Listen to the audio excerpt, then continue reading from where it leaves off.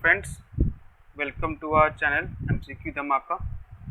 जैसे कि आप सब जानते हैं कि हम क्वेश्चंस लेके आते हैं आपके लिए, जो कि आपके पेपर्स पॉइंट ऑफ व्यू के लिए काफ़ी इम्पोर्टेंट होते हैं। तो कुछ क्वेश्चंस लेके आज भी हाजिर हुए हैं मैं बेसिकली आपके सामने। तो बिना देरी किए हुए हम लोग चलते हैं क्वेश्चन की तरफ अपने। तो पहला क्वेश्चन जो है वो ये कहता है कि एसडीजी गोल, जो सस्टेनेबल डेवलपमेंट गोल्स हैं, वो गोल नंबर 5 कौन सा है इन चारों में से। ऑप्शन देख लीजिए आप, और उसके बाद अपने आंसर्स, मतलब आपको आने चाहिए आंसर्स, क्योंकि कैसे क्वेश्चन पूछ लेता है, थोड़ा टफ है लेकिन पूछ लेता है। तो हम देखेंगे तो ये जो जेंडर इक्वलिटी है, ये आपका this is goal number 5। Goal number 5 gender equality है। और क्वालिटी एजुकेशन देखेंगे तो ये आपका गोल नंबर 4 है। गोल नंबर 4 आपका क्वालिटी एजुकेशन है। क्लाइमेट एक्शन की बात करेंगे तो हम ये आपका है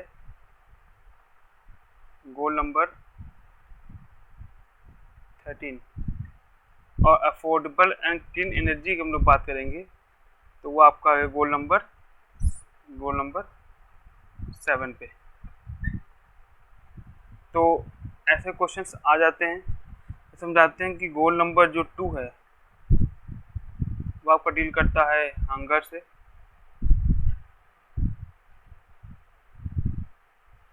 और जो गोल नंबर आपका 6 है वो क्लीन वाटर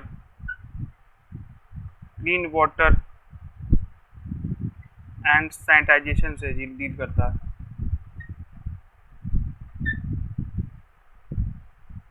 तो उससे डील करता है। तो बेसिकली आपको ये चीज़ें मालूम होनी चाहिए कि कौन सा गोल किससे डील करता है। और देखा जाए तो 17 गोल्स हैं, टोटल 17 गोल्स हैं, जिनको 2030 तक पाने की उम्मीद है। तो आपको ये याद होना चाहिए। चलते हैं अगले क्वेश्चन की तरफ। Which of the article deals with attorney general of India. तो ये काफ़ी इजी क्वेश्चन है, लेकिन इससे कुछ हम लोग इससे काफ़ी और इंफॉर्मेशन एक्सट्रैक्ट कर सकते हैं। तो आर्टिकल 76 है जो कि डील करता है अटॉर्नी जनरल ऑफ इंडिया। इनकी एक खास बात ये है कि इनके पास सब पावर होती है, बस ये इनके पास वोट करने का अधिकार नहीं है। No right to vote. ये है क्वेश्चन बनने वाला पॉइंट। ये वोटिंग नहीं कर सकते, इनका vote, he can not cast his vote. तो ये वोट नहीं डाल सकते। बाकी स्पीच देना या कहीं भी जाके किसी कमेटी का हिस्सा होना सब कर सकते हैं, लेकिन ये वोट नहीं दे सकते, इनके पास ये अधिकार नहीं है। ठीक है। और 123 हम देखेंगे तो ये ऑर्डिनेंस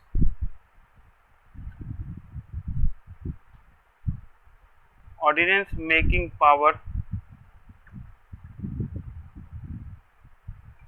ऑफ द प्रेसिडेंट से है related. Ordinance making power of the president से है 123, ध्यान रखिएगा। और 213 जो है वो है ordinance making power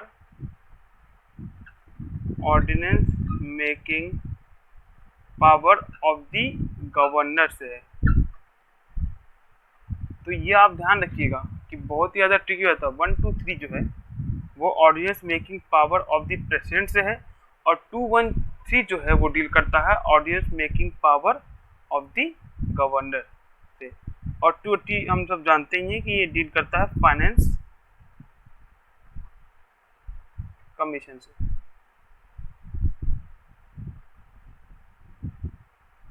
finance commission of India से, जो कि प्रेसिडेंट द्वारा हर 5 साल के लिए वो बनाई जाती है, नियुक्त की जाती है। ठीक है। 76 attorney general of India, 123 ordinance making power of the president, और 213 ordinance making power of the governor, और 280 आपका फाइनेंस कमीशन ऑफ इंडिया से। ठीक। Attorney general no right to vote. चलते हैं अगले क्वेश्चन की तरफ हम लोग। President of India is elected by. ये क्वेश्चन काफ़ी टफ है, काफ़ी ट्रिकी है। बहुत लोगों को इसका सही आंसर नहीं मालूम होता है कि जो इलेक्टोरल कॉलेज बनता है आपके प्रेसिडेंट का, वो किन मेंबर्स को मिला के बनता है। तो ये रहे आपके 4 ऑप्शंस, जिसमें कि आपका ये ऑप्शन गलत है, ये भी गलत है, ये भी गलत है, और लास्ट वाला ही सही है। क्योंकि यहाँ पर नॉमिनेटेड मेंबर्स ना होके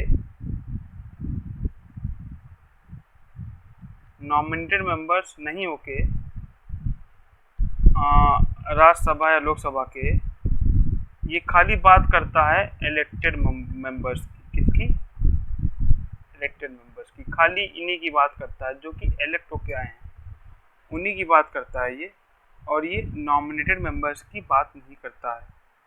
तो ऑप्शन 4 आपका सही होगा। राज्यसभा, लोकसभा और स्टेट लेजिस्लेटिव असेंबली के इलेक्टेड मेंबर्स ही प्रेसिडेंट को इलेक्ट करते हैं। बस इसमें एक चेंज आया था 70th अमेंडमेंट एक्ट।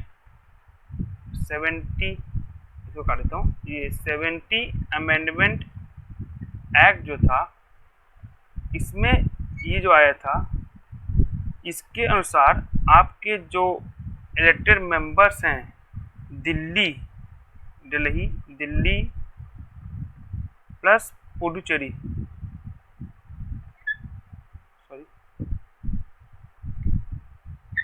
पुडुचेरी के वो मेंबर्स भी इसमें ऐड ऑन हो सकते हैं, इंक्लूड हो सकते हैं इलेक्टोरल कॉलेज के, जो कि होती है प्रेसिडेंट ऑफ इंडिया के इलेक्शन के लिए। ठीक, और ये जो अमेंडमेंट आई थी वो थी आपकी 70th अमेंडमेंट एक्ट, और इसका जो साल था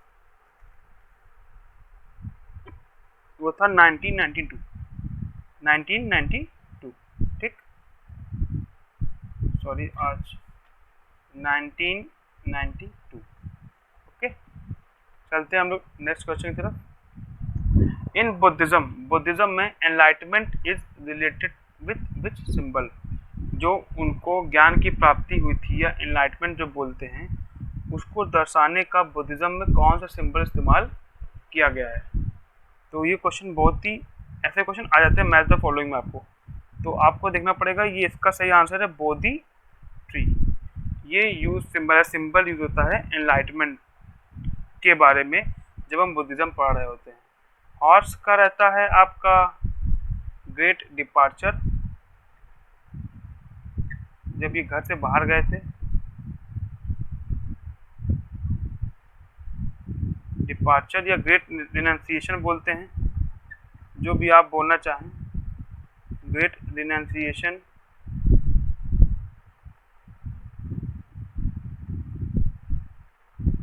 जब अपना घर छोड़ के गए थे तो हॉर्स सिंबल आता है।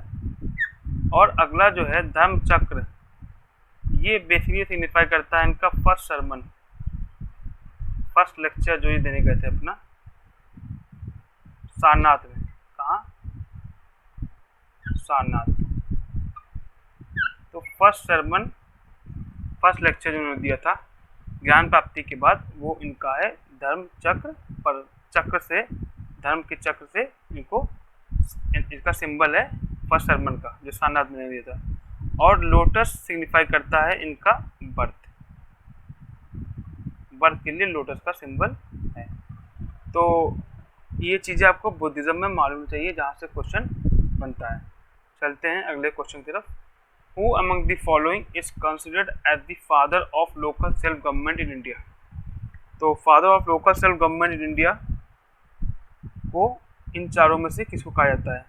तो ये लॉर्ड रिपन को कहा जाता है father of the local self government in India. ये रहा इसका सही आंसर। लेकिन बाकी ऑप्शन जो हैं उनके बारे में हम जान लेते हैं कि लॉर्ड कर्जन जो हैं वो 1905 में जो बंगाल का जो पार्टीशन हुआ, बंगाल पार्टीशन, जब हुआ तो he was the viceroy. Lord Curzon आपके वॉइसरॉय थे बंगाल पार्टीशन 1905 में। ठीक, लॉर्ड डलहौजी से जोड़ा जाता है आपका doctrine of lapse. Doctrine of lapse ये बहुत ही खतरनाक पॉलिसी थी जो इन्होंने अपनाई थी इंडियन टेरिटरी महाराजा राजाओं की, जो कि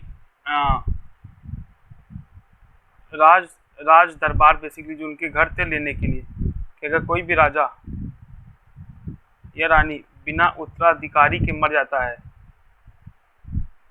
तो अडॉप्टेड नहीं रियल, तो फिर वो पूरी कहते हैं जायदाद या जो पूरी जो प्रॉपर्टी है वो कहते हैं कि अंग्रेजों के पास चली आएगी।